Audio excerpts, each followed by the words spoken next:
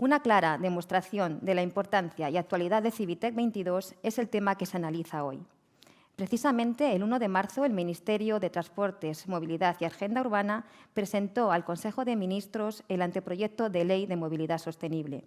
Con este paso se avanzará sin duda en el cumplimiento de los Objetivos de Desarrollo Sostenible que marca la Agenda 2030 y la COP21 de París, así como con las estrategias europeas, entre ellas el Pacto Verde Europeo. Sin más preámbulos, iniciamos la segunda jornada de Civitec 22 con la intervención de María José Rayo, secretaria general de Transportes y Movilidad del Ministerio de Transportes, Movilidad y Agenda Urbana. María José es ingeniera de Caminos, Canales y Puertos por la Universidad Politécnica de Madrid y licenciada en Economía por la UNED. Posee un máster en Análisis y Gestión de Políticas Públicas por la Universidad Carlos III y ha cursado el programa de Liderazgo para la Gestión Pública del IES. Secretaria General, adelante.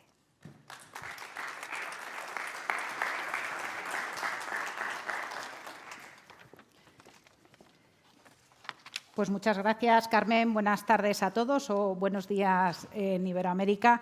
La verdad es que quiero empezar estas palabras agradeciendo la invitación a poder participar en esta mesa de movilidad sostenible y, si nada lo impide, también me quedaré a la siguiente, que es de logística y también forma parte de las competencias del MITMA. Y enhorabuena por el Congreso, por la temática y por contribuir a crear foros de compartir, de crear debates, de reflexionar sobre los retos de futuro que, desde luego, aportan un gran valor añadido.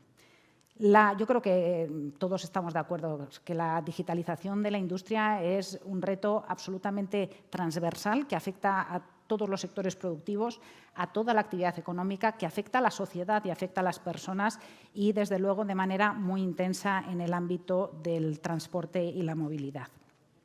Es uno de los grandes retos de futuro, pero no es el único. Tenemos otros retos que también están relacionados con esta digitalización. El reto de la descarbonización o de la sostenibilidad ambiental en general, porque también afecta a calidad del aire e incluso ruptura de ecosistemas, que parece que está menos de moda, pero que también hay que tenerlo en cuenta. Y un reto asociado con la componente social. La componente social es cada vez más importante. El hecho de que las personas estemos en el centro de las decisiones de la gestión pública y también en el centro de las decisiones de las empresas. Y el reto social es transversal, afecta a la diversidad, pero afecta también a la realidad de las ciudades o a la realidad del mundo rural. Y hay que tenerlo muy presente en todo el proceso de digitalización. El Ministerio de Transportes, Movilidad y Agenda Urbana, anteriormente conocido como Ministerio de Fomento, ha sido un ministerio que durante 40 años su principal actividad ha sido la construcción de obra pública. Y gracias a eso este país se ha desarrollado muchísimo y tenemos una red de autovías, una red de ferrocarril de alta velocidad, aeropuertos, puertos que están a la cabeza a nivel europeo. Pero ya tenemos ese capital de infraestructuras maduro. Y la reflexión que hicimos en el Ministerio es que los retos de la sociedad van evolucionando y también la actividad del Ministerio se tenía que adaptar a dar respuesta a esos retos. Y el propio cambio de nombre del Ministerio a Transportes, Movilidad y Agenda Urbana marca lo que tienen que ser las prioridades. Las infraestructuras van a seguir siendo esenciales, por supuesto, pero marca esa evolución a ir dando respuesta a retos de carácter más transversal. Y en ese sentido, para dar respuesta a estos tres retos, digitalización, reto de sostenibilidad ambiental, en la que la descarbonización es el principal componente, pero no el único, y los retos de carácter social, estamos trabajando en tres instrumentos de política sectorial. Instrumentos en los que no podemos ir solos. Y no podemos ir solos porque el transporte y la movilidad son, por una parte, cada vez más transversales en el sentido de que no hay un silo exclusivo de transporte y movilidad. Hay que verlo en asociación con la industria, en asociación con los usos de suelo, en asociación con las telecomunicaciones, en definitiva, y con la energía, por supuesto. En definitiva, cada vez las políticas sectoriales son más transversales, necesitan hablar más las unas con las otras e ir coordinadamente. Y además, en el ámbito de transporte y movilidad, todos los niveles de administración tenemos competencias y eso genera una gobernanza compleja. Con lo cual exige un mayor esfuerzo por parte de todas las administraciones para trabajar alineados. Y en este mundo que todo avanza tan rápido, es que necesitamos tener un proceso de escucha activa real y colaborar con el sector privado, con las asociaciones, con la sociedad, para realmente aprender. Porque si no, las administraciones, que tenemos muchas ventajas, pues desde luego la agilidad no es una de ellas. Y necesitamos de esa alimentación del sector privado, de la sociedad, de las asociaciones, del mundo académico, por supuesto, y fundamental. Y de ahí la importancia de foros como este para generar esos procesos de reflexión y aprendizaje. Bueno, los 3 instrumentos en los que estamos trabajando desde el Ministerio son la Estrategia de Movilidad Segura, Sostenible y Conectada, la Ley de Movilidad Sostenible, a la que antes se refería Carmen, y el Plan de Recuperación, Transformación y Resiliencia. La estrategia de movilidad es la visión, es hacia dónde nos queremos dirigir, es dónde nos gustaría encontrarnos en el año 2030. Se estructura en 9 ejes estratégicos y dentro de ellos la parte de digitalización es una parte fundamental, con un papel que muchas veces va más allá del propio Ministerio, y a veces solo tenemos en el Ministerio el papel de dinamizador, facilitador, hacer de interlocutor e incentivar que otras administraciones o nuestros proveedores de infraestructuras y servicios de transporte aceleren esa digitalización. Pero es un papel relevante, aunque no sea, digamos, sustantivo de la competencia del Ministerio. El segundo instrumento es el regulatorio. En las administraciones públicas la ventaja, esa capacidad de regular es muy relevante, y especialmente en un sector tan regulado como es el del transporte y la movilidad, ya con 3 siglos de regulación, casi si nos remontamos a los orígenes. La Ley de Movilidad Sostenible incluye, bueno, es muy transversal, incluye muchos aspectos, pero sí que me gustaría centrarme en los 3 más relacionados con la digitalización. En primer lugar, la ley establece la creación de lo que hemos llamado el EDIM, un espacio de datos integrado de movilidad. Por supuesto, coordinado con todas las estrategias desde la Oficina del Dato y la Secretaría de Estado de Digitalización e Inteligencia Artificial, pretende ser un lago de datos abiertos de oferta y demanda de los servicios de transportes y de la gestión de infraestructuras, alimentado por todas las administraciones y por los proveedores de servicios.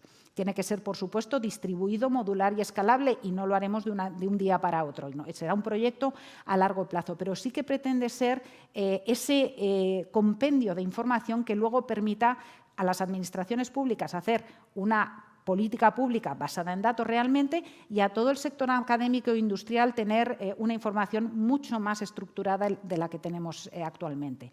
La creación por ley de este instrumento va a facilitar mucho su implantación y las especificaciones que se tengan que aprobar. El segundo instrumento o el segundo elemento que quería destacar de la ley es que va a obligar a digitalizarse a los proveedores de servicios de transporte y a los gestores de infraestructuras. Por supuesto, con unos tiempos adecuados para que esto no tenga que ser un trauma para las pequeñas empresas, porque tenemos en nuestra economía agentes que están muy digitalizados y que utilizan los datos para su gestión y optimizan todos sus procesos, pero todavía tenemos en España pues, empresas de autobús cuyo horario está pegado con una chincheta en el corcho de la estación de autobuses del pueblo, y no busques el horario en Internet porque no lo encuentras, cosas muy básicas y que todavía no hemos alcanzado en este país. Con lo cual, esa obligación jurídica de que los proveedores de servicio de transporte y gestores de infraestructuras tenga que digitalizar parte de la información va a suponer también un importante salto en el nivel de tecnificación del sector. Y el tercer elemento es la creación de un sandbox de movilidad.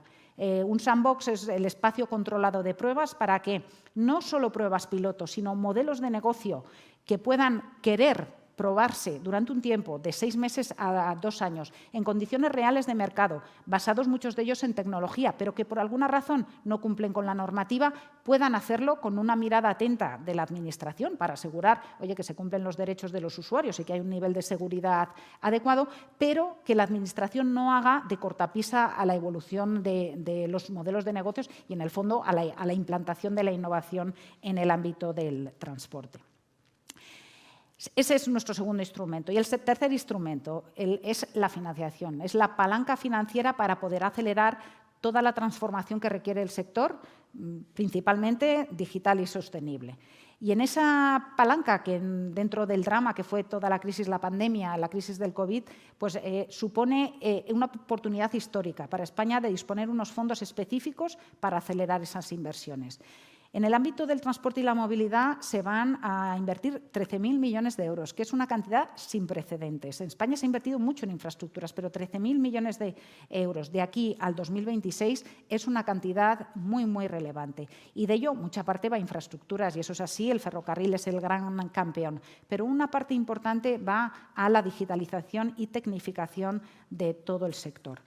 En este sentido, los ayuntamientos, a los que vamos a dedicar 1.500 millones para movilidad urbana, han presentado sus proyectos. Ya hemos sacado una convocatoria de 1.000 millones, que también para los ayuntamientos es una cantidad sin precedentes, el poder disponer de 1.000 millones para hacer esa transformación de la movilidad en los entornos urbanos. Y muchos de ellos, o bueno, todos, de hecho, las iniciativas relacionadas con la digitalización han tenido una importancia esencial. Bien sean para soluciones de ticketing, para servicios de movilidad como servicio para planificadores de viajes o sistemas de gestión de las zonas de bajas emisiones o del propio tráfico en la ciudad. La verdad es que hay un gran impulso a todo este tipo de iniciativas. También va a haber subvenciones a comunidades autónomas, subvenciones al propio sector para que pueda acelerar este proceso de digitalización. Y dentro del ámbito del Ministerio también estamos en este ámbito, en la parte puramente administrativa, como en la parte más vinculada a las empresas públicas que proveen servicios o gestionan infraestructuras. Y todo ello somos muy conscientes de que hay que hacerlo desde un enfoque absolutamente integrador, integrando la participación de todos y consolidando estas formas de relación, que esta colaboración público-privada, que en el ámbito de mi ministerio, en el ámbito tradicional de la obra pública, parece que la colaboración público-privada es las concesiones de obra pública o las concesiones de servicios.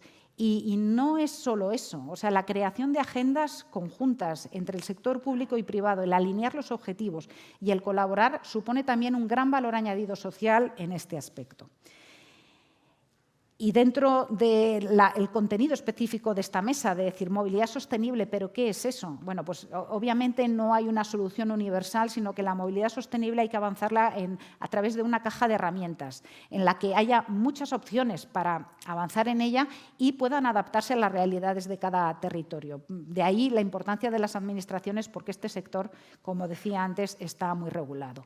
El enfoque que hemos adoptado desde el Ministerio es el que internacionalmente se conoce con las siglas de ASI, que es ASI, Avoid, Improve, Shift, o Shift, Improve, que en el fondo es decir, gestiona la demanda, Avoid es evita viajes innecesarios, Shift es cambia a modos más eficientes, y ahí el trasvase al transporte público es esencial, e Improve es mejora la eficiencia energética de los vehículos, potencia los vehículos cero emisiones, pero además mejora también el transporte público para que sea tan atractivo para los usuarios que casi tengan el incentivo natural a cogerlo.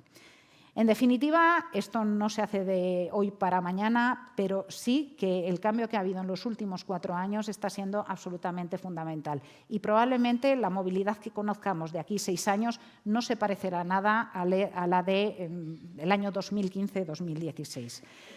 Y ya termino simplemente recordando que los retos de la sociedad evolucionan y que todos tenemos que alinearnos, cada uno en nuestro papel, a esos retos, a esas exigencias de la sociedad, que desde luego la innovación y la tecnología son palancas absolutamente esenciales para poder abordarlos, y las administraciones no podemos ser freno para ello, tenemos que ser incentivadoras y dinamizadoras, que para ello es fundamental la colaboración entre todos, y que estoy segura que podremos avanzar, seguro que en la mesa redonda que sigue a continuación, a través de este excelente moderador, podremos escuchar soluciones muy interesantes de cómo se está avanzando en distintos ámbitos para este fin. Así que simplemente agradecer de nuevo la invitación y desear que las 2 jornadas que se refieren más directamente a competencias del MINMA sean del máximo interés, que estoy segura de que así va a ser. Muchas gracias.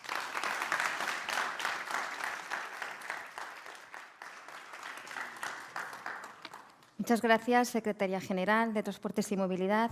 Has nombrado 3 importantes retos: digitalización, sostenibilidad ambiental y carácter social. Estos ya salieron ayer durante los paneles que celebramos de la primera sesión y seguramente se nombrarán a lo largo de esta jornada y de la que viene.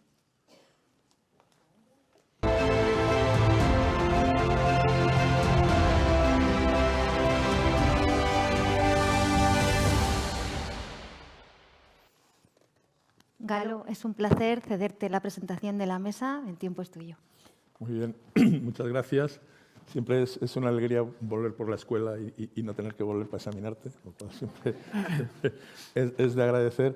Y además es un honor participar en una mesa que yo creo que está muy bien seleccionada, porque nos va a dar oportunidad en un tiempo reducido, pero sí de tocar los elementos fundamentales de la movilidad sostenible, que ya lo ha dicho la Secretaria General, pero que los conceptos de movilidad sostenible y con su componente de digitalización son uno de los vectores fundamentales de la política del Gobierno, y en eso están actuando diversos ministerios. Por supuesto, el de Transportes, Movilidad y Agenda Urbana, pero también estamos nosotros en Industria, hoy están en Ciencia, y yo creo que son elementos fundamentales en los que hay que trabajar para avanzar en esta movilidad sostenible, sobre todo desde el punto de vista medioambiental, en la que estamos obligados a cumplir con los parámetros, ya no solo por el hecho de la obligación de tener que cumplir los parámetros, sino porque de verdad es una demanda ciudadana la lucha contra el cambio climático. Nos acompañan en una mesa muy potente representantes de los sectores que tienen que decir ahora más en torno a la movilidad sostenible. Tenemos representantes de las compañías eléctricas, de Iberdrola, está Raquel Blanco. Tenemos representantes de la movilidad sostenible a través del ferrocarril.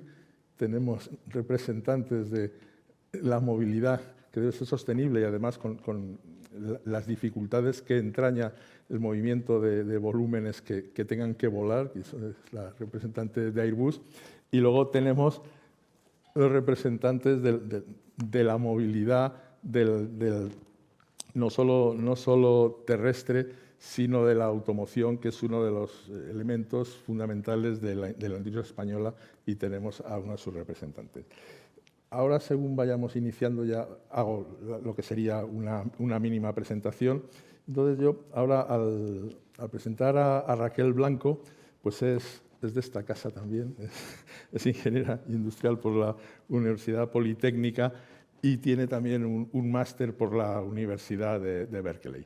Y tras una carrera muy interesante en diversas empresas, pues lleva ya en Iberdrola más de 20 años, ¿no?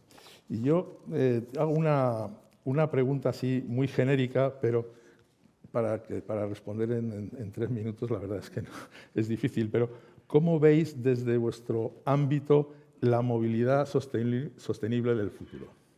Pues bueno, muchas gracias, Galo, y gracias a la organización, porque para mí es un placer estar aquí y además en este marco que ha sido mi casa durante los años universitarios y que he disfrutado mucho y me trae muy buenos recuerdos.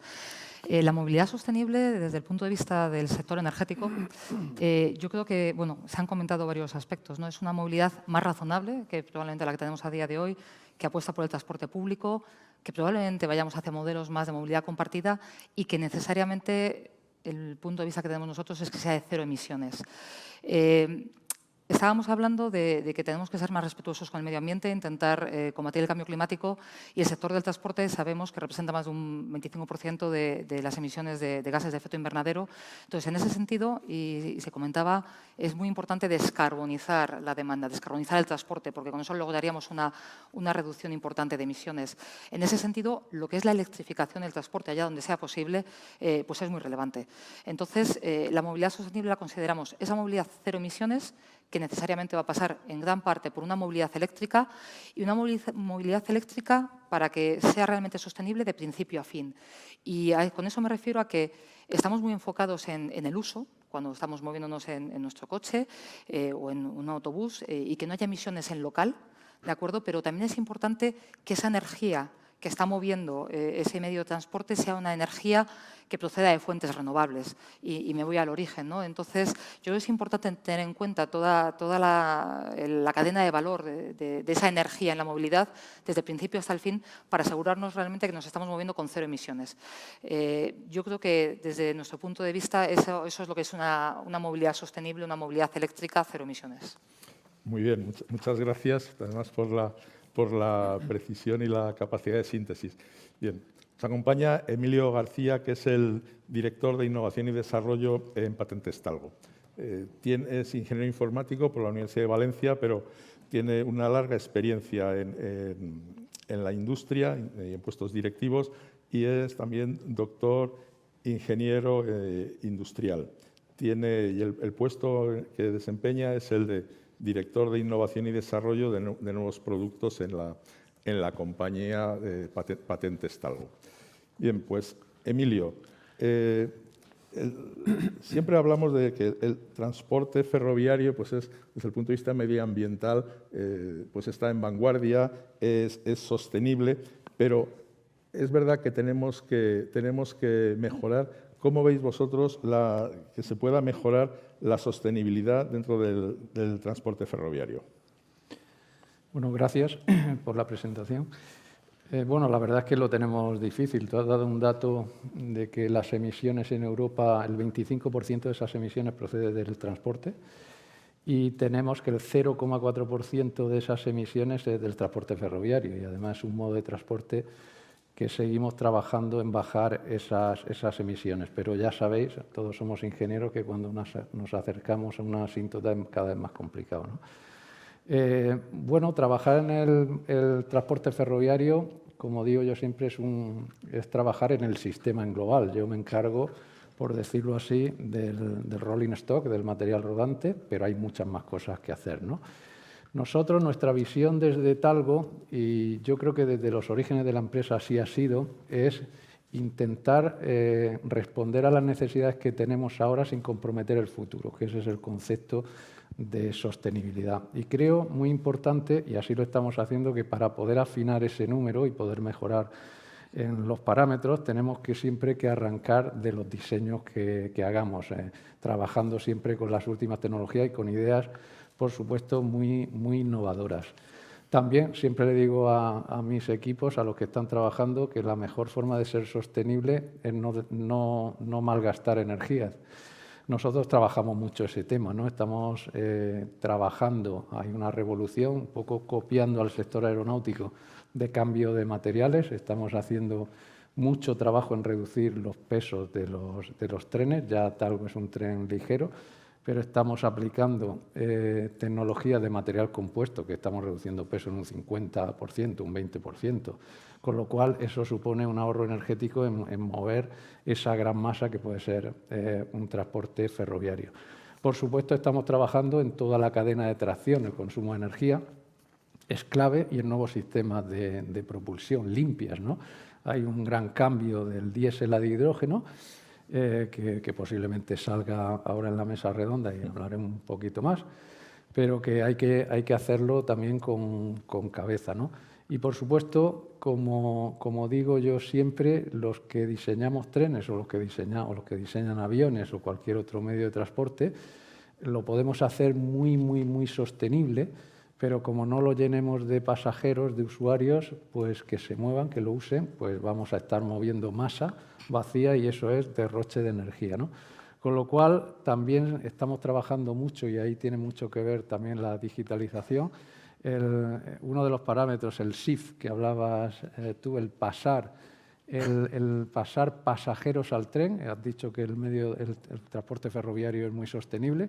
Pues lo que queremos es precisamente hacerlo mucho más atractivo el transporte ferroviario, para captar pasajeros que utilicen otro medio de transporte menos sostenible, y que al final pues contribuya a modo global a la sostenibilidad del planeta, ¿no? Para mí también es clave, y eso es un principio que estamos trabajando desde hace tiempo, la colaboración entre los distintos sectores. Es decir, yo creo que es algo, iba a decir, del pasado, el hablar de transporte ferroviario, el hablar de sector energético. Yo creo que que si aunamos, el tema del hidrógeno es un tema clave, aunamos esfuerzos dirigidos, bien dirigidos, para que todos estemos coordinados y tener un fin común y haya sinergias entre los distintos sectores, yo creo que el éxito llegará seguro. Pues muchas gracias, Emilio. Cambiamos ahora al sector aeronáutico. Belén García Molano es vicepresidente de Technology and Development Director en Airbus. O sea que maneja un equipo de 50 personas y es una persona de prestigio en este campo. Como representante en esta mesa de Airbus, a mí me gustaría preguntarte por el propósito de tu compañía, ya que se presentan como pioneros en un sector aeroespacial sostenible, pero yo intento ser consciente que así como electrificar un coche pues tiene su aquel, pero se puede hacer lo de electrificar un avión para un vuelo transatlántico, me parece más complicado. Pero bueno, aparte de estas bromas, sí me gustaría que nos esbozases brevemente cuál es el plan que tenéis para este sector sostenible aeroespacial. Bueno, pues buenas tardes a todos. Estoy encantada de estar aquí y que considero mi casa porque ya he participado en Civitec en otras ocasiones. Estoy encantada de repetir y de que me volváis a invitar. Galo, me encanta tu pregunta y, bueno, Airbus lleva siendo pionero en el sector aeroespacial desde hace décadas, con lo cual nuestra intención y nuestro objetivo es seguir siendo pioneros.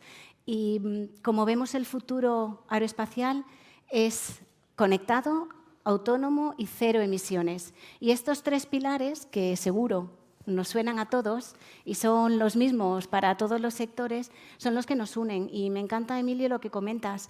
Realmente es fundamental la coordinación porque los retos tecnológicos que tenemos todos son los mismos. Son los mismos y luego, efectivamente, habrá que certificar para que sea aeronavegable, pero eso tiene que ser la siguiente derivada. Ahora mismo tenemos que digitalizar la industria para ser más eficientes y eso tendrá una repercusión en la sostenibilidad. Tenemos que conectar todas nuestras plataformas. Cuanto más datos, más información que tengamos, antes podremos tomar decisiones de manera autónoma y seremos más eficientes con una repercusión en la sostenibilidad. Por supuesto, el utilizar energías renovables, el ir a motores que consuman menos, más eficientes, a productos que pesen menos, que haya que transportar menos masa de cualquiera de las maneras que lo hagamos, nos lleva a una mayor sostenibilidad.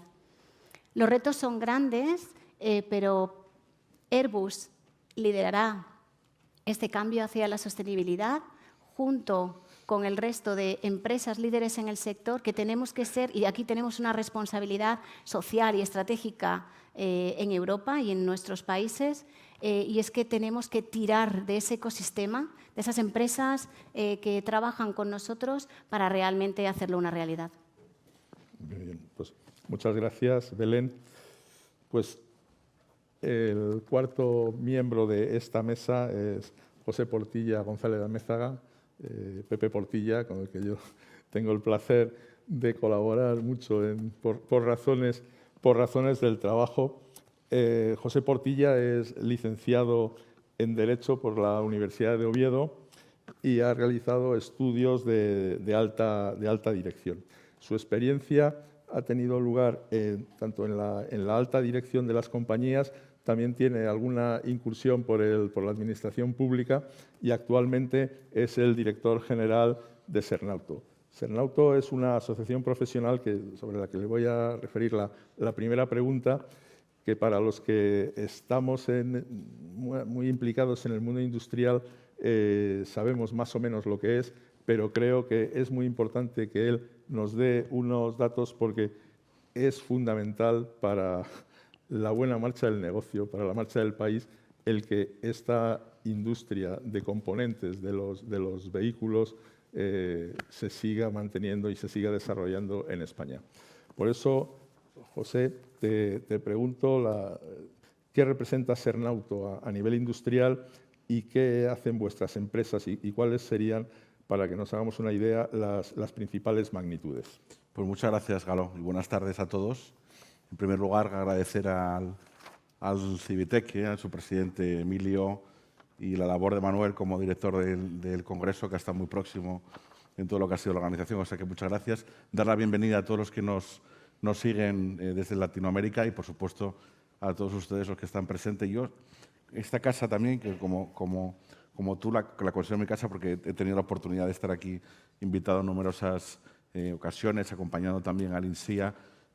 Siempre me gusta dar un saludo especial a los alumnos, ¿no? Porque creo que es una cosa pues, muy importante que estén en contacto con los sectores, que vean la realidad y ojalá se puedan unir más en los 2 próximos días que quedan de congreso. ¿Qué tiempo tengo? ¿3 horas, Galo? ¿Cuánto tengo para...? No, pues todavía nos quedan, todo dependerá de cómo nos vayamos. Voy a hacer un ejercicio de síntesis. Bueno, sí. A ver, Cernauto es una asociación que ya tiene, bueno, es veterana, ya tiene 56 años, y representa a los fabricantes de componentes en España. Es un ecosistema de aproximadamente unas 1.100 empresas, para que se hagan una idea y por relativizarlo. En España tenemos 17 factorías de fabricantes de vehículos, que son las marcas, ninguna, desgraciadamente, de capital español, por lo que el centro de decisión está fuera, ¿no? Y esto lo señalo ahora porque luego lo voy a comentar, porque tiene su importancia, ¿no? Y la necesidad de que nos mantengamos tremendamente competitivos en España para ofrecer una ventaja competitiva. Y estos decisores que están fuera, Stellantis, que está en París, Renault, que está en París, Volkswagen, que está en Wolfsburg, pues al final decidan asignar sus modelos a España y a los componentes, a los fabricantes de componentes en España. Bueno, este sector en el 2020 facturó 30.200 millones de euros. Estaba tomando la referencia de los 17 fabricantes de coches, generan 67.000 empleos. El sector de fabricantes de componentes en España genera 225.000 empleos directos. Estas 1.000 empresas que comentaba, y entre directos e indirectos 344.000.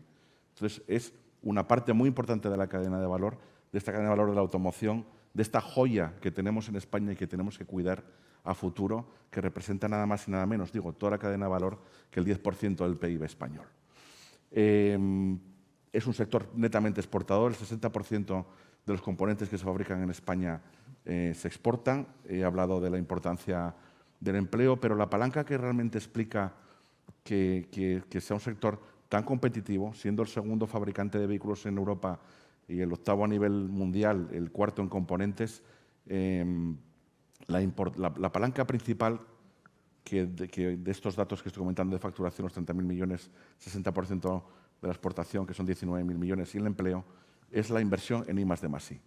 El sector de fabricantes de componentes invierte casi el 4% de la facturación, y esto es más del triple de la media de la inversión española en I+D+I, que es una palanca que tenemos que impulsar. Estamos todavía lejos de la media europea en ese aspecto. Me consta los esfuerzos por parte del Ministerio de Ciencia e Innovación, también por parte del Ministerio de Industria y de la Secretaría General de Industria, de tratar de animar y apoyar a la industria española, porque la I+D y sobre todo la I pequeña es la clave para que podamos seguir diciendo algo, seguir manteniéndonos competitivos y, como digo, en este caso es un tema de supervivencia de negocio. Si no invirtiéramos en I+D+ y en la I pequeña, lo que está haciendo el sector de automoción, pues probablemente algunos modelos irían fuera y los componentes irían fuera. Entonces, bueno, es un sector que tenemos que cuidar. La asociación se dedica a eso, a tratar de mantener e impulsar la competitividad del sector de componentes. Y ya por terminar, simplemente siempre hago un poquito de anuncio para los estudiantes que nos acompañan, que os animo a que exploréis y a que conozcáis de cerca el sector de componentes de automoción, un sector que tiene muchísimo futuro, todo lo relacionado con la conectividad, con la digitalización, con la inteligencia artificial. Hay empleo de calidad y empleo de futuro. Por lo tanto, os animo a que lo investiguéis o lo exploréis. Gracias. Muy bien, José. Pues volvemos entonces ya a Raquel Blanco. Y, claro, la penetración del vehículo eléctrico, se han marcado, el Gobierno ha marcado unos objetivos de vehículos eléctricos y estamos viendo que se avanza, pero todas estas nuevas actuaciones cuestan. ¿Cuáles consideras que son hoy las barreras para la penetración del vehículo eléctrico? Pues efectivamente, yo creo que todavía hay algunas barreras, ¿no?, para la penetración del vehículo eléctrico, que algunas se están desmontando. Pero bueno, yo por lo menos nombraría 3 áreas que son importantes y yo creo que los ciudadanos son las que pueden tener en mente. Por un lado, la primera es el coste del vehículo eléctrico. A día de hoy todavía un coche eléctrico cuesta, comparado con un coche térmico, algo más. Entonces, esa inversión inicial, pues lógicamente hay una diferencia que el ciudadano tiene que afrontar. Es cierto que existen buenos programas de ayudas, de los MOVES, etcétera, pero yo creo que todavía hace falta mantener ese impulso e incluso poder diseñarlos de una forma que sean más incentivadores. Hay otros países en los que, digamos, esas ayudas vienen por delante en la compra del vehículo eléctrico cuando tú vas a adquirir el coche y, sin embargo, aquí lo tenemos en diferido. Entonces, ese efecto incentivador muchas veces se pierde un poco. Entonces, yo creo que con el esfuerzo que se está haciendo, a lo mejor con un diseño un poco distinto, pues se podría conseguir que el tema de la barrera y esa diferencia de precio entre el coche térmico y el coche eléctrico pues disminuya, ¿no? Entonces, esa es la primera. En cualquier caso, también yo creo que por parte de los fabricantes se están haciendo esfuerzos y cada vez hay más modelos en todas las gamas de precios y se están haciendo más accesibles. La segunda es el tema de autonomía. Siempre yo creo que existe ese concepto de me voy a quedar tirado, me va a dejar tirado la batería. Yo creo que esto, bueno, cae por su propio peso. Todos los días avanza la tecnología, disminuyen costes y aumentan rangos. Yo creo que ya los coches que están saliendo eléctricos tienen autonomías que rondan los 400 kilómetros y no estoy hablando de coches premium, sino coches, digamos, de un rango medio, y eso son autonomías que permiten desplazamientos interurbanos con mayor facilidad. Y la tercera, que se comenta también mucho, es la asistencia de infraestructura de recarga pública. Yo creo también que es importante porque se está haciendo un esfuerzo inversor muy relevante por parte de muchos actores y cada mes que pasa hay mucha más infraestructura de recarga a disposición de los usuarios de vehículos eléctricos, pero todavía pues siempre se dice, lo que se dice siempre, no hay coches eléctricos porque falta infraestructura de recarga pública. Tampoco puedes adelantar mucho la infraestructura de recarga pública porque no puede estar ociosa. Entonces, tiene que ir la infraestructura de recarga pública acompasando la penetración del vehículo eléctrico. En ese sentido, nosotros desde Iberdrola estamos liderando el desarrollo de red de recarga pública en España y, bueno, pues lo dicho, creo que es un esfuerzo de muchos y todavía también yo creo que hay un poco de margen de mejora. En este aspecto, yo creo que, a pesar del esfuerzo que se está haciendo, todavía las tramitaciones en España, y aunque ha habido un Real Decreto Ley a final de año que facilita ciertos aspectos, pues son complejas. Son complejas porque intervienen diferentes administraciones, administración a nivel local, administración a nivel de comunidad autónoma y también estatal, lógicamente, porque hay muchas afecciones. Y el conseguir que para poner una estación de recarga de determinadas potencias, porque también es importante apostar por la alta potencia para los desplazamientos interurbanos, ¿no?, para recargar en 5 minutos y continuar viaje, pues todavía los trámites en algunos casos pueden llegar a superar los 20 meses. Entonces, eso no facilita. Yo, por la experiencia que tenemos nosotros tenemos ya miles de puntos de recarga en diferentes estados de tramitación y que si consiguiéramos acortar esos plazos podrían estar a disposición, ¿no? Pero bueno, simplemente por resumir, para mí esos son los 3 barreras un poco a la adopción del vehículo eléctrico que podemos tener en mente, independientemente de que considero que ya se puede viajar en vehículo eléctrico. Entonces, yo creo que eso es importante también, hacer una labor de divulgación, porque la infraestructura está creciendo día a día y con la planificación y todo, además, que se puede gestionar a través de una app, pues yo creo que el desplazamiento por España en vehículo eléctrico es una realidad. Muy bien, muchas gracias. Y además, bueno, pues tu empresa participa en uno de los proyectos tractores que optan al PERTE, a los proyectos estratégicos de recuperación y transformación, que en el caso del vehículo eléctrico y conectado está todavía la ventanilla de las solicitudes abiertas hasta el próximo martes. Y entonces, sé que vosotros participáis en un proyecto muy potente en el que el objetivo es desarrollar estas líneas que has planteado. Y bueno, vamos a avanzar tecnológicamente en este campo. O sea que muchas gracias. Pues ahora volvemos al ferrocarril con Emilio. Él ya lo ha dejado caer en su respuesta anterior, pero es importante valorar o tener en cuenta la incorporación del hidrógeno como vector energético. ¿Cómo estáis haciendo en Talgo, cómo lleváis la incorporación de esta tecnología al ferrocarril? Sí, sabía que iba a venir la pregunta. Bueno, estamos ya a punto de sacar el tren laboratorio. Este mes ya empezamos las pruebas con la tecnología de hidrógeno. Pero, bueno, se habla mucho de hidrógeno en el transporte ferroviario, muchísimo. Hidrógeno verde, porque si no, no tiene sentido, ¿no? Y es el típico proyecto que también hay que verlo de manera global, ¿no? De toda la cadena de valor, porque al final somos usuarios de hidrógeno verde. Pero el tema de aplicación del hidrógeno al sector ferroviario no es un tema tecnológico, porque estamos en este proyecto que nos lo hemos pasado muy bien y estamos a punto ya de empezar a ensayar. Hemos absorbido mucho conocimiento de otro sector del automóvil, en el que tienen mucha más experiencia que nosotros. Con lo cual, tecnológicamente, la aplicación de mover un tren con hidrógeno relativamente no es compleja, es decir, lo vamos a hacer, ¿no? Yo veo mucho más siempre el punto de vista más global. Por ejemplo, la gran duda que tenemos todos en el sector es que no existe una norma para certificar un tren de hidrógeno. Es decir, a día de hoy no puede ser usado con pasajeros porque no existe. Es decir, la tecnología va mucho más rápido que toda esta estandarización que se está trabajando, ¿no? Luego tampoco podemos ver la aplicación del hidrógeno en el ferrocarril, en el tren, como algo solo en el tren, porque, por ejemplo, todos los temas de seguridad en las infraestructuras, pues eso hay que abordarlo. Grandes preguntas, ¿qué pasa si hay un escape? La típica pregunta, ¿qué pasa si hay un escape de hidrógeno en un túnel? Pues en principio nada, salvo que alguien encienda una cerilla, ¿no? Pero nada, y más si es menos de un 4%, ¿no? Luego los talleres de mantenimiento. ¿Cómo se hace el mantenimiento de los trenes de hidrógeno? Es decir, al final tenemos ahí un proyecto global muy complejo que no es fácil porque todos llevamos diferentes velocidades de aplicación en el proyecto, que es cierto que tenemos que avanzar, porque tenemos que validar esa tecnología en el tren, pero que nos queda muchísimo tiempo, tenemos que ensayarlo en vía, ahí sí que pido ayuda a la Administración, porque el sacar un tren a la vía para ensayar de hidrógeno, pues se hace un poco penoso por temas de seguridad, ¿no? El tener un tren de hidrógeno en un taller, pues la gente se inquieta, ¿no? Es decir, que es un tema que vamos a llegar al hidrógeno, hay una hoja de ruta a nivel europeo del hidrógeno. Yo creo que hay que tener una rampa de aplicación porque llevamos diferentes velocidades. No podemos cargarnos con un excesivo marketing del hidrógeno el proyecto porque podemos matar un proyecto de futuro que va a ser clave para la sostenibilidad en el transporte.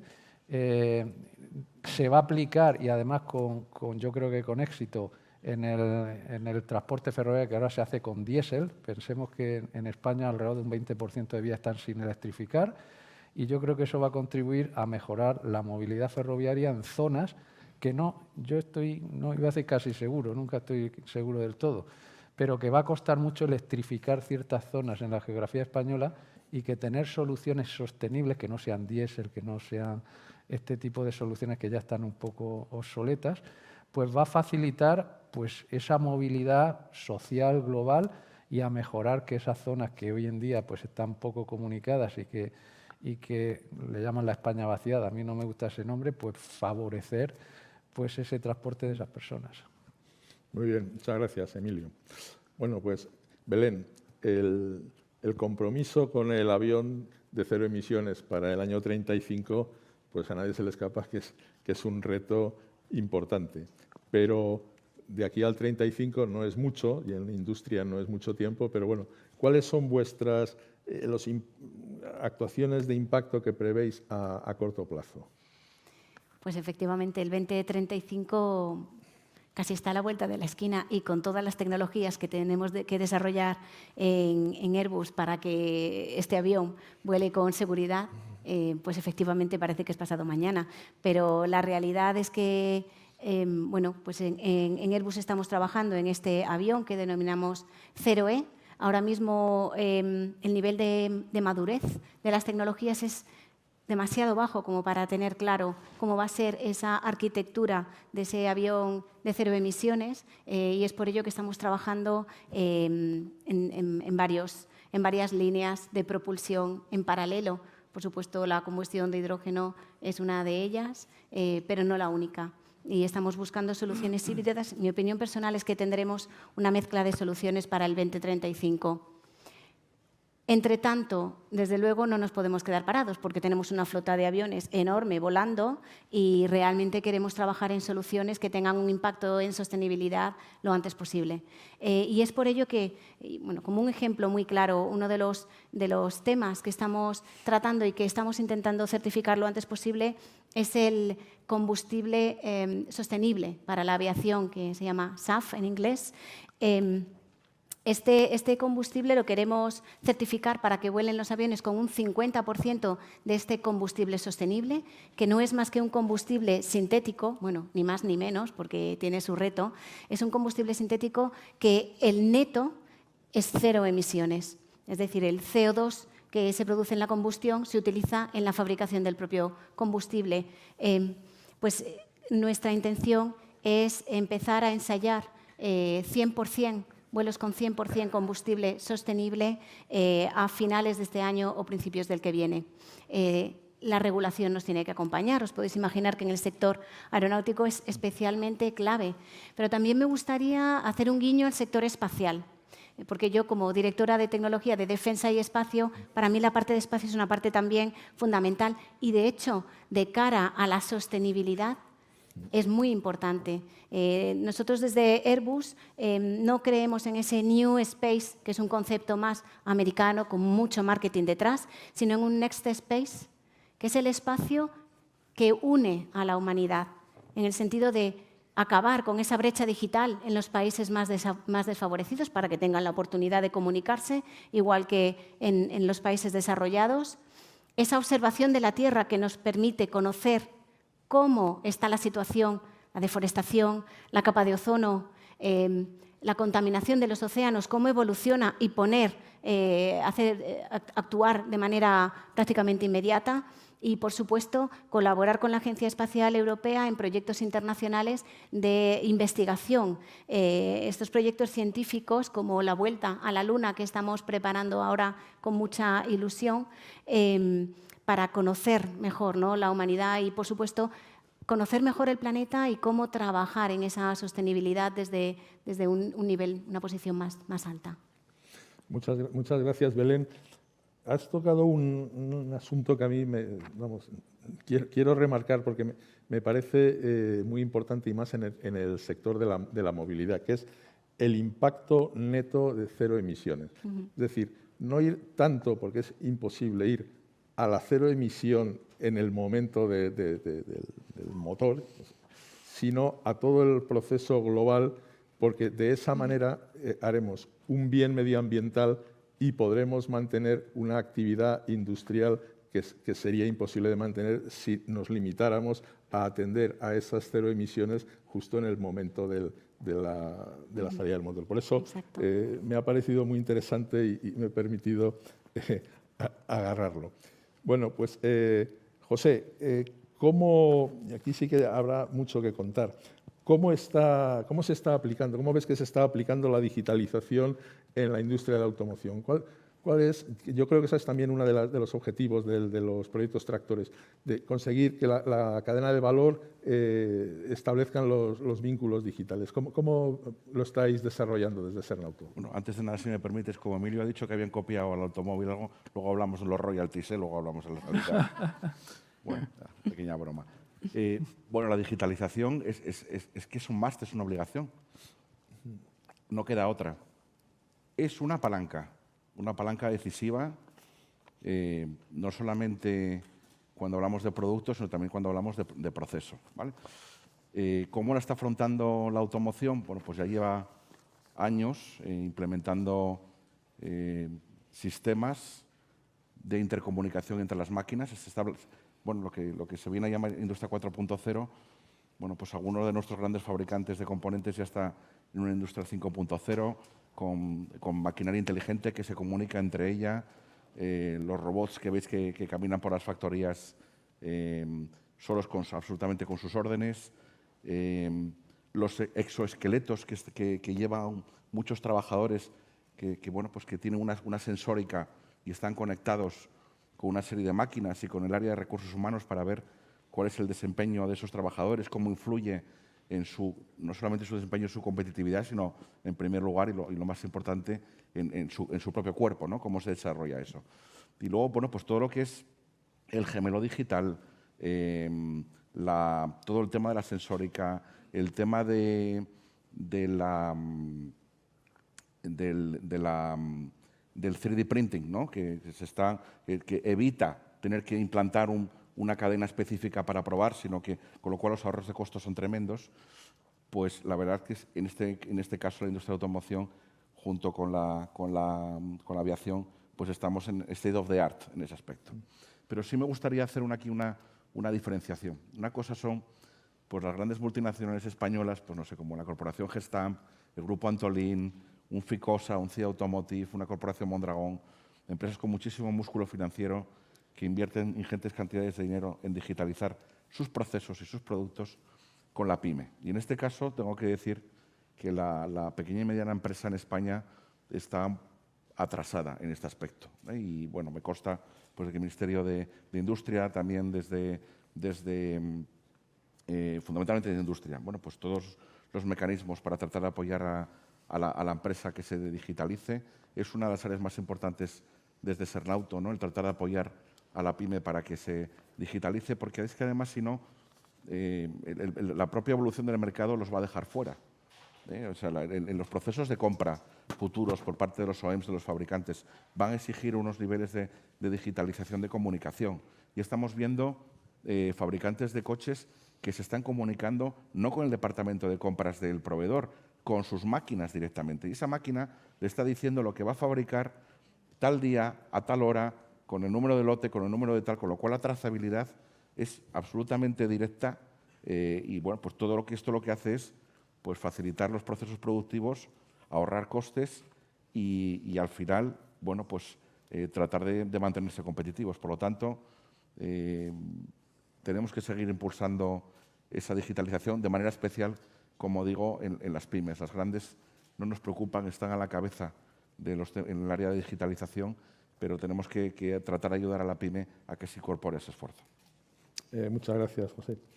Bueno, pues volvemos.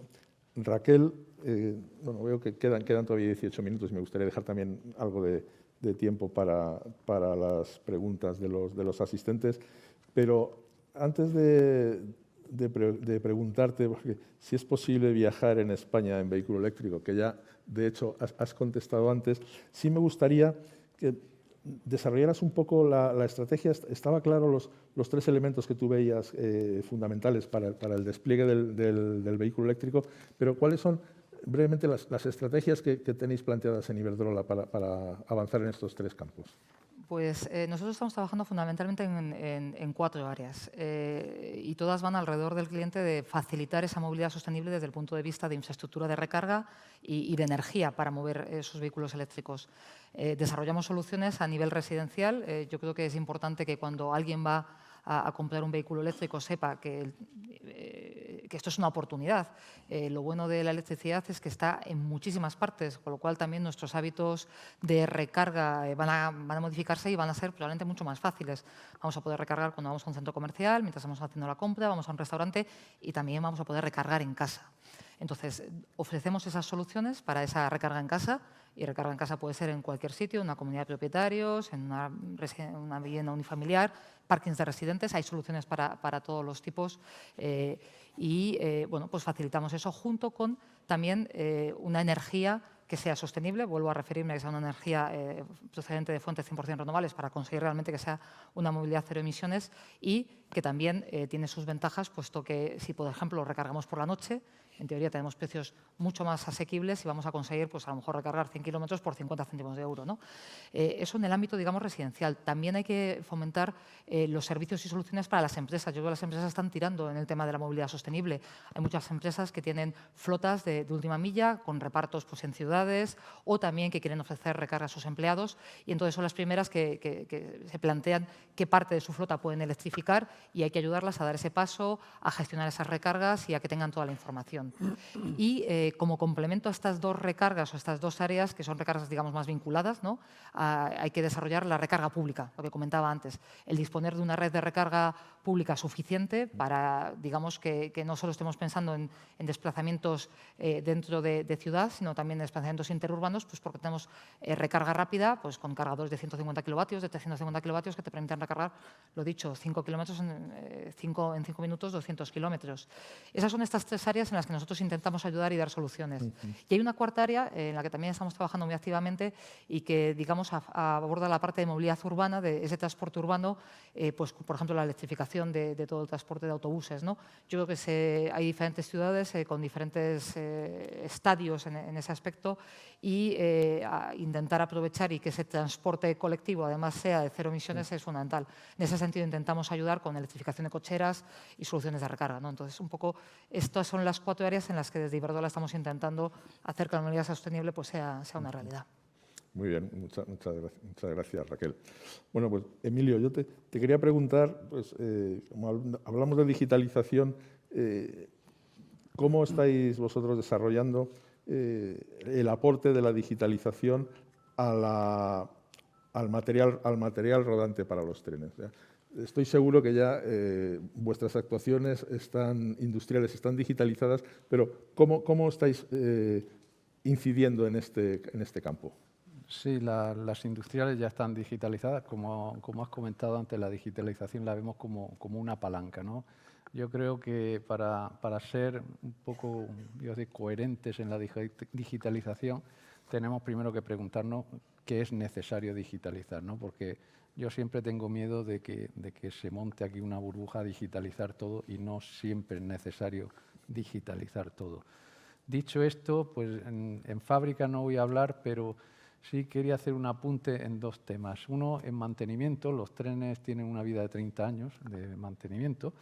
Es caro mantener un tren y cada vez pues, los operadores que necesitan los trenes pues, con menos tiempo de actuaciones en mantenimiento, mucho menos tiempo.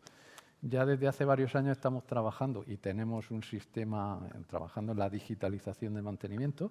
Tenemos sistemas inteligentes, estamos desarrollando gemelos digitales. Hoy en día un tren está súper sensorizado. Como digo yo, parece un avión, siempre comparándonos con nuestro segmento superior, ¿no? De hecho, por ejemplo, ahora en Talgo, que hay una especie de centro, podemos saber cómo va un tren en tiempo real en cualquier parte del mundo y si hay un posible fallo, cómo van los cientos de parámetros que se van midiendo con el objetivo de ir preparando el mantenimiento si es que pasa algo.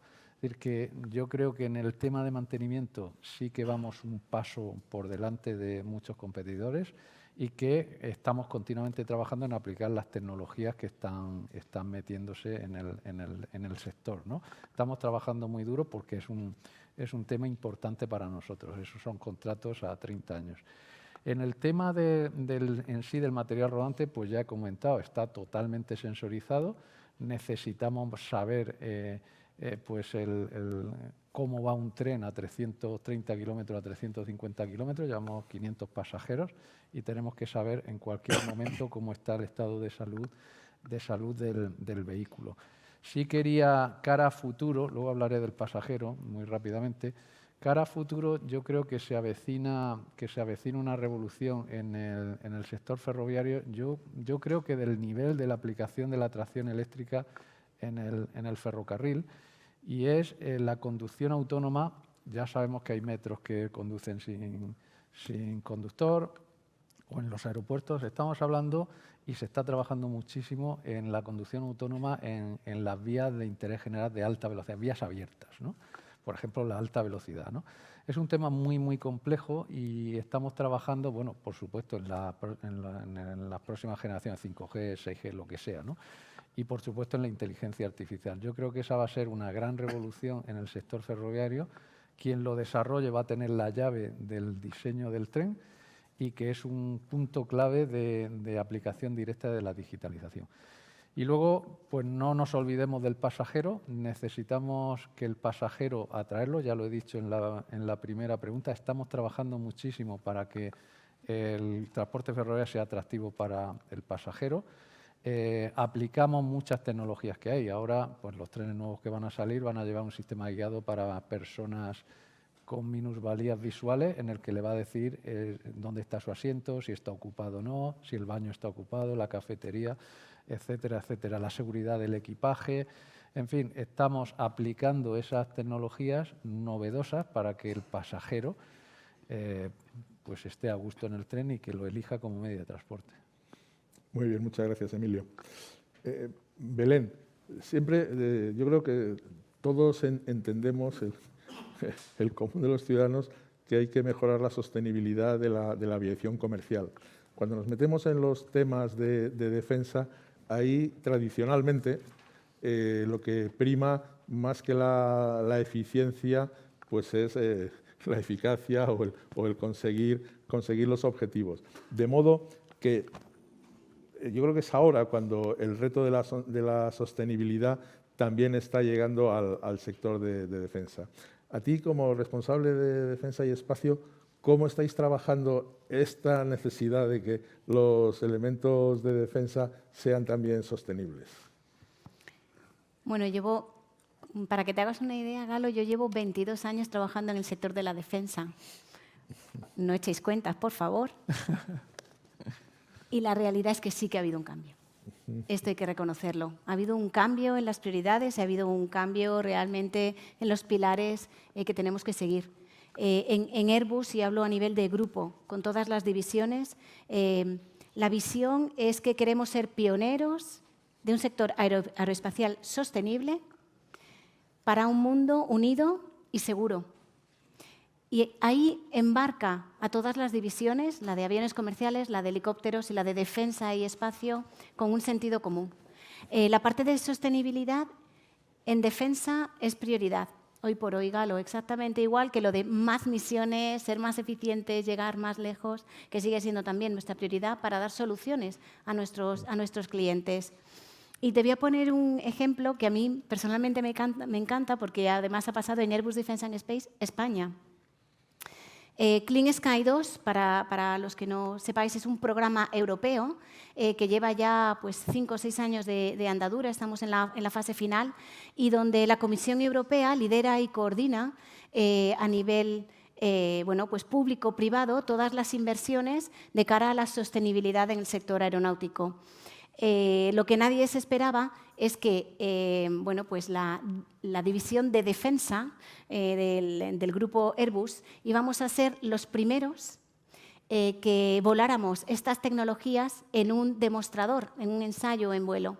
Esto ha sido celebrado a nivel europeo y la Comisión ha venido a España, a Sevilla en concreto, que es donde hicimos los ensayos en vuelo, a celebrarlo con nosotros. Os podéis imaginar que nadie se esperaba esto. Pero nosotros, desde Defensa, y bueno, todo el mundo conoce Internet, surgió en Defensa y luego es un soporte que utilizamos todos en nuestra vida cotidiana, pero del espacio, los pañales o el velcro son inventos para los astronautas en el espacio, que igual utilizamos todos en nuestra vida cotidiana. Por eso desde el sector de defensa y espacio queremos seguir siendo líderes en este sentido y en este programa Clean Sky 2 hemos desarrollado tecnologías para poner en marcha en aviones civiles, como por ejemplo en la parte de Industria 5.0, que me encanta que lo señales, porque tenemos que ir a poner a la gente en medio, esa conectividad con las personas. Tenemos nuevos materiales, impresión 3D, nuevos desarrollos en la morfología de los aviones, en las alas, que hacen que sean más eficientes y consuman menos, nuevos controles de vuelo, que vamos a exportar. Son tecnologías que se han volado en un C-295, un avión de transporte militar español, y que han probado que reducen las emisiones de CO2 en un 43%, las emisiones de NOx en un 70%, y el ruido en el despegue, que también es una contaminación acústica importante, en un 45%. En una misión de patrulla marítima estándar. Os podéis imaginar que esto, extrapolado a los aviones comerciales, pues puede ser muy potente. Muchas gracias, Belén. Estamos ya casi, quedan unos pocos minutos, pero sí me gustaría preguntarle a José. Está claro que estamos ante una transformación de la movilidad, eso llevamos hablando toda la tarde y ayer y tal. Pero sí me gustaría, ¿cómo veis el papel de las empresas asociadas, de las empresas de Cernauto, el papel que juegan en esta transformación de la movilidad? Quisiera, en un sentido de, si son los fabricantes los que piden lo que quieren, o sois vosotros, vuestras empresas, los que le ofrecen soluciones, y me imagino que muchas veces será una relación mutua de trabajo conjunto. Pero a mí sí me parece, porque lo dijiste antes hablando del peso de la I+D en el sector, creo que los que están haciendo los avances de desarrollo, la mejora de la eficiencia, son vuestras empresas. Una pregunta muy interesante, Galo, y voy a la parte práctica, ¿no? para que se pueda comprender y probablemente sea mucho más interesante. Cada marca tiene su librillo, ¿no? Y su propia estrategia. Entonces, lo que acabas de comentar funciona both ways. Es cierto que hay un fabricante específico que lanza al mercado un request for quotation para un determinado producto, donde tiene que haber obviamente una innovación por parte de la empresa, un tiempo de desarrollo, y se presenta al concurso y lo gana o no lo gana, ¿vale? Entonces, es una forma de hacer las cosas que va disminuyendo en el tiempo y está ganando la otra. Al final, lo que estamos viendo, yo creo que es, y antes hablaba Belén de la importancia de la colaboración, está la público-privada, que por supuesto es importantísima, la colaboración entre las partes privadas, lo que es el paternariado, desarrollar un verdadero paternariado, es decir, que tecnológicamente haya una estrategia común en la que el fabricante de vehículo pueda poner encima de la mesa hacia dónde vamos, qué tipo de vehículo quiero, qué espacio quiero en el vehículo. En este caso estamos hablando del vehículo autónomo y conectado, indudablemente. Y por otra parte, el fabricante, que sabe que están estas tendencias están encima de la mesa, que tenga su propio camino de I+D+I y la parte de innovación, y proponga soluciones que no se plantea al fabricante. Y pongo un ejemplo. Por ejemplo, el Audi e-tron fue el primero que ha equipado un espejo retrovisor digital. ¿Veis? Una pequeña cámara en el lateral y el espejo retrovisor está dentro. Esta es una solución que creó Ficosa y no fue a petición del fabricante de vehículo. Yo te estoy dando una solución que te aligera el peso de los retrovisores, que son más pesados de fabricar y llevan mucho más materia prima. Eliminamos peso del vehículo y te estoy dando una solución tecnológica. Lo mismo, el espejo retrovisor digital, que tiene una visión 280, hacia atrás, ¿vale?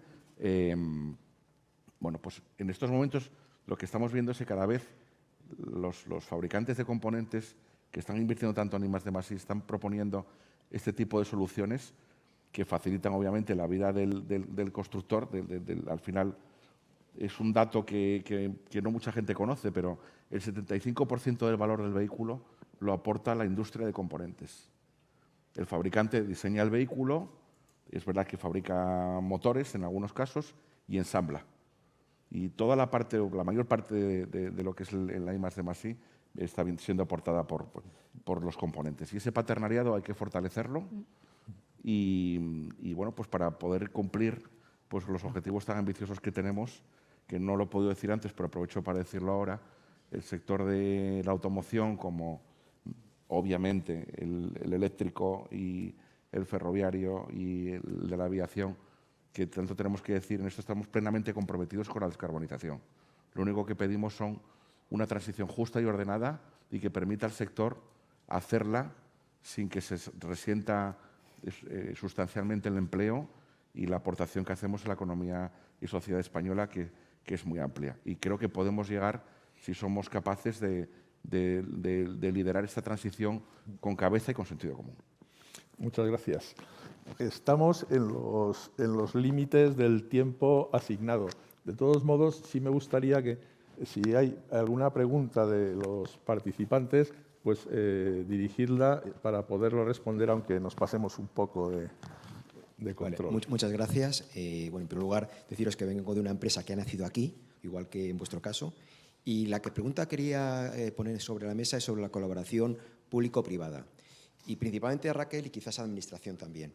Se está hablando de los 20 meses que muchas veces son necesarios para tener una autorización, ¿vale? Y por otro lado también, cuando estamos hablando de la recarga pública, tiene que haber algún tipo de planificación donde tiene que intervenir o no, no lo sé, la Administración pública a la hora de que diferentes actores, como puede ser Iberdrola y otras empresas, ubicar las estaciones de recarga. Entonces, ¿cómo se gestiona todo eso? ¿Cómo funciona?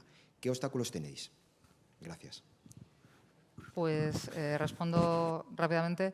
Efectivamente, has comentado el tema de la tramitación. Yo creo que ahí, y la colaboración público-privada es fundamental, comentaba antes, intervienen hasta 3 diferentes administraciones y hay que intentar conseguir armonizar los procesos. También es cierto que esto es un tema que se ha empezado a desarrollar en España desde hace 3, 4 años no más, y en muchos sitios, pues, al principio todas las cosas nuevas cuestan, ¿no? Pero hay que reducir significativamente estos plazos, porque luego lo que es la construcción de una estación de recarga, pues si es de baja tensión, estamos hablando de 15 días, si es de media tensión, pues puede llevar, no sé, un mes, si las cosas van un poco más complicadas, 2 meses. Entonces, no puede ser que tardemos más de 20 meses en esa tramitación. Y respecto al tema de planificación, ahora mismo esto es una actividad libre y yo creo que hay, y lo estamos viendo, muchísimos actores que estamos apostando por desarrollar esta infraestructura de recarga. Es decir, debería ser suficiente para cubrir las necesidades de transporte en España. En cualquier caso, yo creo que está ya previsto el que haya, digamos, un sitio centralizado en el que se recojan los puntos de recarga que existen, también para poner a disposición de los ciudadanos, y luego, lógicamente, ver si efectivamente quedan lagunas que sea necesario cubrir. Y entonces habría a lo mejor que buscar otras figuras. Pero a día de hoy yo creo que no es un problema de que no haya iniciativa privada, sino es un problema más de plazos, ¿no? E intentar conseguir que esos plazos se reduzcan para dejar vía libre a la iniciativa privada que está ahí y deseando invertir. Yo ahí, brevísimamente, yo creo que lo que estamos aprendiendo en estos tiempos es la necesidad de una colaboración, una cooperación público-privada al acometer los proyectos. Yo sostengo que lo que le toca a la parte pública es acompañar a los procesos, a los proyectos, acompañar a las empresas, y en este terreno novedoso de determinar dónde se van a implantar los puntos de recarga, yo creo que ahí habrá que actuar de común acuerdo, porque en la medida que al país le interesa que haya puntos de recarga, a la industria le interesa que haya vehículos eléctricos y que, por tanto, se puedan recargar. Y a quienes se dedican a la recarga les interesa tener puntos de negocio. Yo creo que en todo eso, y luego tratándose en muchos casos de un ámbito regulado, pues yo creo que podrá haber unos acuerdos, porque además también hay cierto apoyo público a la hora de generar estos mercados. Pero yo creo que al final esto debería gestionarse en cooperación. Pues estamos fuera de tiempo. No sé si... Yo no he visto, pero si hay... Ah, vale, perdón. Yo fui socio de una pequeña ingeniería en la que no fuimos capaces de actuar más allá de la autonomía en la que teníamos la sede, porque no fuimos capaces de dedicar recursos para aprender procedimientos en otras autonomías. ¿Ocurre en esto lo mismo? Yo puedo hablar del sector que represento y, afortunadamente, no. Nosotros tenemos, por ejemplo, un plan para esa factoría del futuro, con un proyecto con todas las divisiones y todas las factorías de Airbus en España, que está en varias regiones. Y aprovechamos, y aquí sí que tengo que agradecer la coordinación desde el Gobierno central, que yo creo que es muy potente, para asegurar que las ayudas llegan y que los esfuerzos están coordinados. Bueno, comentaba antes, intervienen 3 niveles de administración. Una de ellas es la autonómica, lógicamente. Bueno, a nivel local tenemos más de 8.000 municipios en España, algunos con muchos recursos y capacidades y cuerpos técnicos y otros con menos recursos. A nivel de comunidades autónomas tenemos 17 y luego a nivel estatal podemos afectar a diferentes ministerios en el tema de las autorizaciones cuando se mueven los puntos de recarga. Entonces, los procesos, efectivamente, son diferentes según donde estemos, con lo cual es un proceso a día de hoy todavía complejo. Muy bien. Pues yo quiero dar las gracias a los miembros de la mesa. Han surgido asuntos o aspectos que a mí me parece muy importantes. O sea, la necesidad de que las fuentes de energía sean renovables. Eso está en el discurso, pero no siempre se asume. Me ha parecido muy interesante lo de la utilización o el balance neto de las emisiones. Y yo creo que está en el ambiente la necesidad de una cooperación entre empresas, por supuesto, pero también entre la parte pública con las empresas para poder ayudar al sector a este salto industrial que, en definitiva, quien lo necesita es el propio país y nuestra sociedad. En la medida que haya empresas y haya empleos industriales, se genera riqueza y se genera bienestar. Por tanto, creo que es una apuesta de todos y quiero nuevamente pues, dar las gracias a los organizadores y a los miembros de la mesa. Muchas gracias.